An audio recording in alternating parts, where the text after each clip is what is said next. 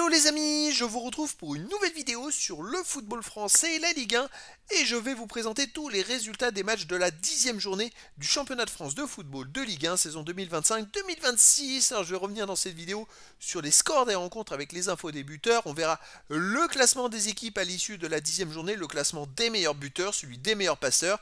On verra également le classement des XG, des buts attendus par équipe, avec les moyennes, on va voir plein de stats, et on terminera par le calendrier de la 11e journée avec les dates horaires des matchs, équipes qui s'affrontent et place au classement des équipes qui s'affrontent. Alors, cette 10e journée, tous les matchs ont eu lieu ce mercredi 29 octobre, et Lorient, le 16e, a créé la surprise en faisant match nul contre le PSG, le premier, un but partout. Ouverture du score de Nuno Mendes à la 49e pour le PSG, égalisation d'Igor Silva 51e pour Lorient. Le Havre 14e a battu Brest, le 12e, un but à 0, but de Sanganté, 73e minute. Metz, le 18e, a battu Lens, le 2e, 2 buts à 0, des buts de Hein à la 87e minute et à la 90e minute. Nice, le 8e, a battu Lille, le 5e, 2 buts à 0, des buts pour Nice de Diop sur pénalty à la 29e minute et deuxième but de Jansson à la 87e minute. Ensuite, Marseille, 3e, a fait match nul, c'est une surprise contre Angers, le 15e, 2 buts partout. Ouverture du score de Sheriff, 25e pour Angers, égalisation de Vaz, 52e pour Marseille, deuxième but de Vaz, 70e, et puis égalisation à la 96e minute pour Angers de la part de Camara. Nantes, le 13e, a perdu à domicile contre Monaco, le 6e, 5 buts à 3. Alors quel spectacle, beaucoup de buts. Ouverture du score Koulibaly, 6e pour Monaco, égalisation Guirassy, 19e pour Nantes. Deuxième but Balogun, 41e pour Monaco, égalisation Guirassy à la 51e dans les arrêts de jeu de la première mi-temps pour Nantes, 2-2 à la mi-temps. Deuxième mi-temps à Kliouche marque pour Monaco, 55e, puis Golovin, 75e, 4-2 pour Monaco. Réduction du score de Mohamed, 80e pour Nantes, 4-3. Et deuxième but de Golovin à la 90e minute, 5-3 pour Monaco. Strasbourg, le 7e, a battu Auxerre, le 17e, 3 buts à 0, des buts pour Strasbourg, Panicelli 46e, Nancy 55e et Barco 61e. Paris FC 11e, a fait match nul contre Lyon, le 4e, 3 buts partout, vertu du score de Lyon, Tolisso 5e, deuxième but de Lyon, 51e, Sulk, et 58e, troisième but de Lyon, Sulk, Lyon qui menait 3-0, réduction du score Camara 65e, puis Kebal 77e et égalisation de Marchetti pour le Paris FC à la 84e minute. Toulouse 9e a fait match nul contre Rennes le 10e, 2 buts partout. Alors pour Rennes, ouverture du score Lepol 50e, deuxième but Tamarik 54e, réduction du score Cresswell 58e, égalisation de Noum 85e sur penalty. Donc ça fait 4 victoires à domicile, 4 nuls, une seule victoire à l'extérieur. 19 buts à domicile, 13 à l'extérieur, 32 buts au total, 3,56 de moyenne par match. Pas mal de spectacles, pas de 0-0. Donc voilà, c'était une super journée, on va dire, d'un point de vue spectacle. Alors au classement, le PSG, malgré son match nul, reste premier avec 21 points. Monaco revient à la deuxième place avec 20 points. Troisième ex-aequo, Marseille, Strasbourg, Lyon et Lens avec 19 points. Ensuite 7e, Lille et Nice, 17 points. 9e Toulouse 14 points, 10e Rennes et Le Havre 12 points, 12e le Paris FC 11 points, 13e Angers 10 points, 14e Brest, Nantes et Lorient 9 points, 17e Auxerre 7 points et 18e Metz avec 5 points. Le classement des meilleurs marqueurs, en tête toujours Panicelli pour Strasbourg, 9 buts, il a encore marqué, deuxième Greenwood de Marseille 7 buts, troisième Diop de Nice qui a à nouveau marqué 6 buts, quatrième ex-aequo Sulk de Lyon qui a fait un doublé, Le Paul de Rennes qui a encore marqué un but, Kebal du PRFC qui a marqué aussi, et Fati de Monaco avec 5 buts. Le classement des meilleurs passeurs, alors il y a un petit bug de statistique pour le classement des meilleurs passeurs, c'est bien dommage, qu'est-ce qui se passe, pourquoi c'est décalé, bon. Eh ben, il va falloir que je revienne dessus pour la prochaine journée, mais c'est pas grave, je peux peut-être vous le donner comme ça, en off. Alors le classement des meilleurs passeurs, on a en tête toujours Adrien Thomasson avec 5 passes décisives.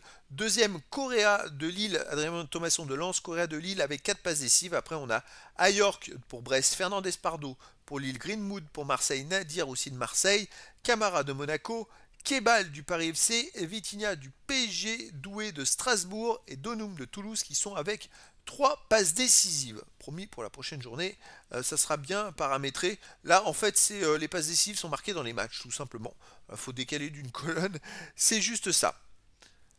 Allez, le classement des XG, les buts attendus, classement des buts attendus. Alors, C'est très simple, les buts attendus, c'est tout simplement les positions de but qui sont prises au niveau des tirs, des occasions. Et selon ces positions-là, c'est un pourcentage des buts marqués dans ces positions-là sur la totalité des buts en fait. Et donc il y a une estimation comme ça qui est faite. On peut récupérer ces données. Et donc en gros, si une équipe a 2 ou 3 XG dans un match, on peut s'attendre à qu'il marque 2 ou 3 buts tout simplement. Et donc ces XG, ils sont positifs et négatifs. C'est pour ça qu'à gauche, vous avez le classement de l'ordre du classement général. Vous avez le coef XG, qui est le nombre de XG de son équipe en écart avec les buts marqués, moins le nombre de XG des adversaires de son équipe avec en écart les buts marqués tout simplement. Toutes les équipes qui sont dans le rouge, c'est les équipes pour moi qui sont en coefficient sur régime, c'est-à-dire qu'ils ont eu plus de buts que de XG au final. Dans les 10 premiers, la seule équipe en vert, c'est Lyon. Donc c'est un coef malchance, puisque Lyon, par exemple, quand on va voir les statistiques, ils sont 5e au XG, ils ont 17,03. Ils ont mis 16 buts, donc ils ont marqué un but de moins que le XG qu'ils ont obtenu. Donc ils n'ont pas eu de chance. En défense, ils ont pris 12 buts en 10,07 XG. Donc ils prennent plus de buts qu'ils ont de XG en défense. Donc ça, c'est pas de chance. Un peu comme le match au Paris FC. Et ils ont 1,93 d'écart. Voilà. Et donc cette addition montre un coef de chance. On s'aperçoit que dans les derniers du classement, il y a plusieurs équipes qui ont vraiment un coef chance qui est plutôt très bas, on va dire, comparé à d'autres équipes. Et l'écart de XG, c'est le nombre de XG obtenus en plus pour son équipe, moins le nombre de XG des adversaires. Et là, on peut s'apercevoir que les 7 premiers du classement sont tous en vert. Donc après, c'est logique en même temps, pour marquer des buts et gagner des matchs, il faut avoir plus de XG de son adversaire, sinon c'est un coup de bol, tout simplement. Et donc, en tête, Monaco, qui est l'équipe qui a le plus de XG devant Strasbourg, Marseille, Lille, Lyon, Lens. Le PSG n'est que 7e. Ça, c'est quand même étonnant. En défense, en tête Marseille devant le PSG, ensuite Lyon, Strasbourg, Le Havre, Lorient. Et donc c'est vrai qu'on s'aperçoit par exemple qu'en défense, Lorient est une équipe qui est l'une des équipes qui prend le moins de XG. Ils sont 6e alors qu'au classement ils sont 16e. C'est quand même assez bluffant. Mais par contre, en étant 6e au nombre de XG, ils ont pris 22 buts. Alors là, c'est un coef malchance de vraiment un écart monstrueux. C'est fou, normalement, un XG égale un but. Eux, ils en prennent 13 de XG et ils ont pris 22 buts. C'est 9 de plus. Voilà, c'est l'équipe pour moi qui a le moins de chance depuis le début du championnat. Et c'est vrai que moi j'aime bien me référer à ça parce que j'aime bien aussi être équitable avec tout le monde. Et quand il y a de la chance, il faut aussi le dire. Quand il y a de la malchance, il faut aussi le dire. Je trouve que... Alors, on part toujours du principe que tout s'équilibre dans une saison. Eh ben, on va suivre tout ça, on verra bien si à la fin de la saison c'est équilibré. Mais par exemple, pour Monaco, les coefs de XG sont à 0,08, donc c'est totalement équilibré. Donc on ne peut pas dire qu'ils ont eu de la chance ou de la malchance. Ils sont à leur place, tout simplement, avec les résultats qu'ils ont faits. C'est la meilleure attaque en XG, 22,56, ils ont mis 23 buts. Et en défense, bah écoutez, ils en ont pris 15,75, ils ont pris 16 buts. C'est à peu près équilibré, tout simplement. Donc bravo à eux d'être deuxième avec ces belles statistiques. Allez, le calendrier de la prochaine journée, les amis. Elle aura lieu ce week-end, le samedi 1er novembre et le dimanche 2 novembre. Alors, le samedi 1er novembre à 17h, on aura un PSG premier contre Nice 8e. Ensuite, à 19h, Monaco 2e contre Paris FC 12e. Et à 21h05, Auxerre 17e contre Marseille 3e. Le dimanche 2 novembre, on aura à 15h, Rennes 10e contre Strasbourg 4e. À 17h15, plusieurs matchs. Toulouse 9e contre Le Havre 11e. Lille 7e contre Angers 13e. Lens 6e contre Lorient 16e. Et Nantes 15e contre Metz 18e. Et à 20h45, le dernier match sera Brest 14e contre Lyon 5e. Bon, tous les matchs seront à voir sur Ligue 1+. Et a priori, le PSG Nice sera à voir sur beIN Sport 1.